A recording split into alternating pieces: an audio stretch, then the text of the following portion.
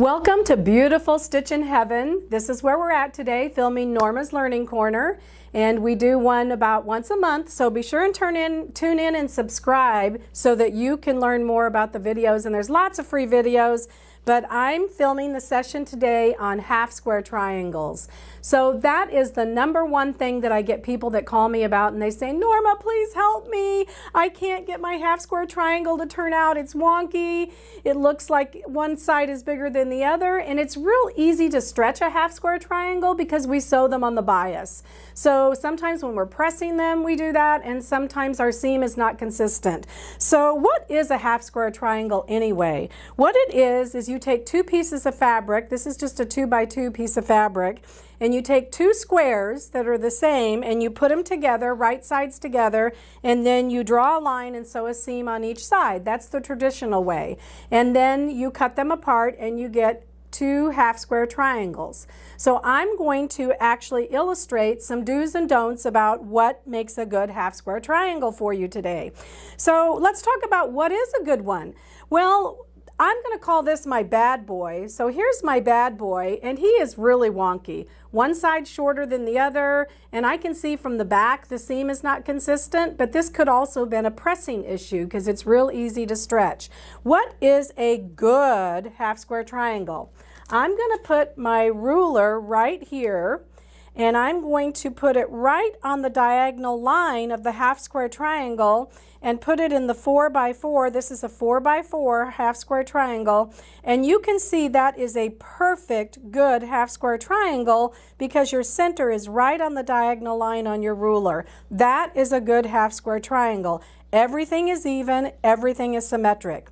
So let's talk about the rule of thumb for a half-square triangle. If you want a finished block in your quilt that's 3x3, a half-square triangle, then what you're going to do is add 7/8. So you do that anytime you have a finished block. Let's say it's 6, then it would be 6 7/8 and 6 7/8 to make your pieces of fabric, your two blocks of fabric that you're going to put together. So you always go up by 7/8. That is the most accurate half-square triangle according to directions. However, you need to make sure how you're going to make that. So I'm going to say finished block. Let me get this clear. Unfinished block is 3.5 by 3.5. Finished block is 3x3. So when you do this formula and you go to your quilt, just remember that's finished block. Unfinished block would be 3.5, and you do 3 7/8. So let's go ahead and do the traditional way that we do a half-square triangle. So we draw a line. And I have several ways that I can draw a line. So I have a 3 7/8 by 3 7/8, two pieces right here, and I'm going to put them together to make a half-square triangle. So I have two pieces right here. I'm going to put them together. The other thing is you got to make sure they're exactly the same. So if you get a piece of fabric that's like a little off of 3 7/8, it won't work. You got to have it exactly the same. So I do a couple things. You can take a ruler and draw a line and then do 1/4 inch on each side. But I'm going to use this fancy tool here. I really like this one. It's Quilter's Magic Wand, and they sell it here at Stitchin Heaven for $9.95. So I love this tool. I'm going to put it right in the center, and I'm going to draw a line on each side to make my line that I'm going to sew on. This is the sew line. So I'm going to do that right with a pencil, and that gives me exactly my 1/4 inch right there. Sometimes if I'm really worried about that cut line, I don't usually worry about it because I'm just going to put my ruler on and cut it. But sometimes I'll go ahead and put a dashed line, and that can be my cut line. It just gives you another reference point. So now we're going to go sew this, and we're going to go sew on the solid line 1/4 inch from the center, right? So when we go do that, you're going to say, let's sew right on the line. Wrong, wrong, wrong, wrong, wrong. You are not going to sew right on the line. Why would you not do that? Norma's going to tell you why. Because when you sew right on the line, that is an exact 1/4 of an inch. Because the ruler goes outside that 1/4 of an inch. When you draw that line, you want to sew inside that line, not on the line or outside. So let's go ahead and sew that real quick on the inside of the line just to show you. And I'm sewing right inside the line. And I'm just going to lift my foot and flip it around this way. And go again and sew right inside the line. I'm going to put a scrap piece of fabric in there, just so I have something for it to hold on to. Got pins everywhere here. All right. Now we have sewn right inside the line, and here's another example that I made for you. It's a little bit clearer on that one because this is dark fabric, but isn't that much better? It's going to be much better. You're going to have a perfect 3.5 by 3.5 because we decided that was the unfinished block. So let's go ahead and cut that apart. All righty, and then we're going to finger press it. And I usually will say finger press it, and I'm just going to do that towards the dark side. And I'm not going to press it so much today as I am just going to show you. I'm going to turn my ruler to 3.5. And there's 3.5 by 3.5, ta-da, with the diagonal line right on the seam. Perfect 3.5 inch unfinished triangle for us for our quilt that we're working on. All right, so that's one way. That's the traditional way. So I'm going to tell you you'll have more success if you go inside the line. All right, another method that I like to use is I tell people we're going to follow the pattern, right? Wrong. We're not going to follow the pattern sometimes, because if it asks for 6 7/8 and you want to be really perfect with your half square triangle, when I teach class, I tell everybody instead of your 2 pieces of fabric being 6 7/8, cut them 7. Cut them 7 1/4 if you're a beginner, because it's always easier to cut them down. So I will tell you you're going to have more success if you cut them a little bigger, because that 7/8 formula means that you're making it with no mistakes. And not that you would make any mistakes, but this gives you some wiggle room. So what we need to do is make it bigger, right? So if we make it bigger, we have more success. So if you make it bigger, you also can use your foot sometimes, your 1/4 inch foot, and you don't have to actually draw so much because we've got extra wiggle room too. So all I did was draw a line down the center. So now what I'm going to do is I'm going to take and put my foot right on my edge of my foot, right on that line. And I put my foot right on that line, then I know I'm a 1/4 inch on this side, and I'm going to cut that, and I'm going to go the opposite way, and I'm going to put my foot on this line,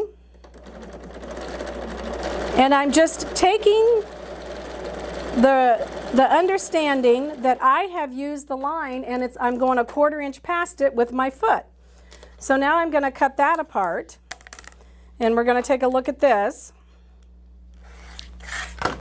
And we cut that apart, then we have this half square triangle, and I'm going to push out here. Now we need it to be 3.5, right?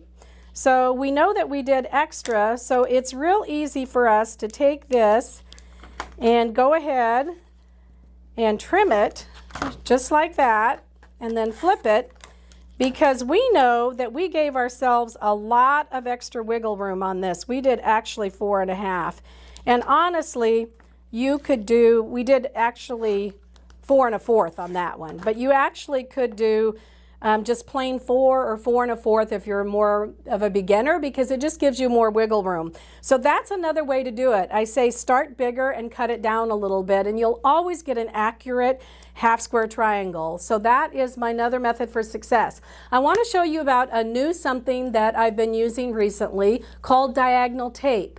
So you can take the diagonal tape and actually tape it on your sewing machine where the needle is the center of the needle, and it actually gives you, I'm going to show you mine, it actually gives you a red line for the center of the needle and then a 1/4 inch on each side in black. So I use this on a lot of different things, but I'm going to show you how I use it on the half square triangles.